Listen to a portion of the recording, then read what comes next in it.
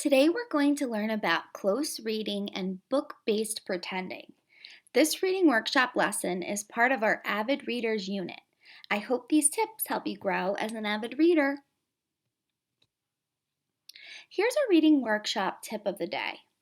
Today I want to teach you that when readers read, they don't just do any old pretending.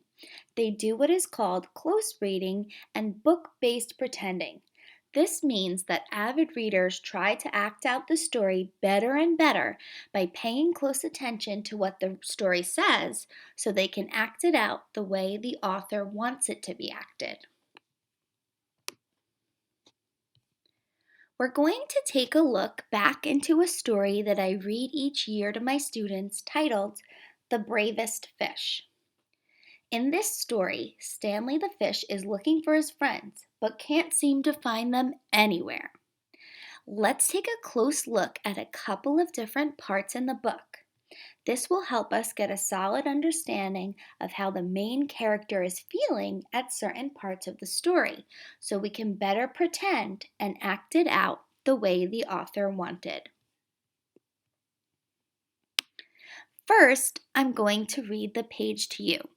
Be sure to listen carefully and look closely at the picture. Deep within the cave, Stanley shivered and shook.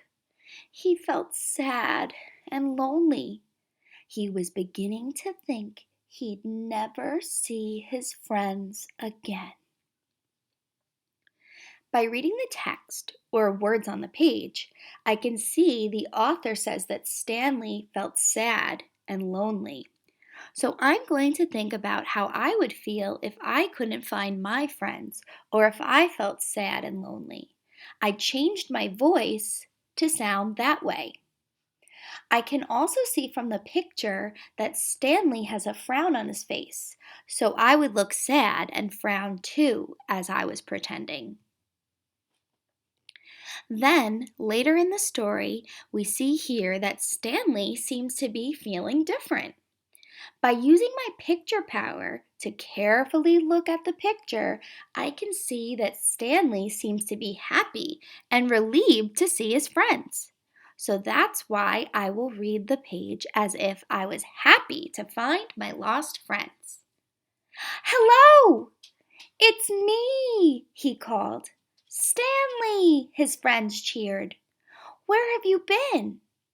We've been looking all over for you." And Stanley told them his adventure as they swam off in one bright, sparkly, happy school.